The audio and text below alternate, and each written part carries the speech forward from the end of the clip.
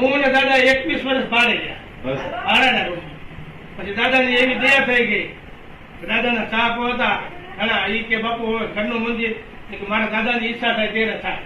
પછી આપણે આ પ્લોટ લીધો, અને પ્લોટમાં મંદિર બનાવ્યું. આપણે જે કોઈને શ્રદ્ધા હોય એને આપ્યું છે, કઈ આપણે ભાવ માંગવા ગયા નથી બાપા.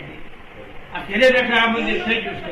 આપણે 185 વાળા પ્લોટ લીધું, અને 2006 માં આપણે મંદિરની પ્રતિષ્ઠા કરી. 21 વર્ષ ભાડાના મકાનમાં ઉતાર્યા.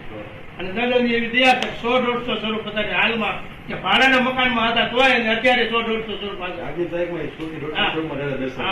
100-150 સ્વરૂપમાં હાજર.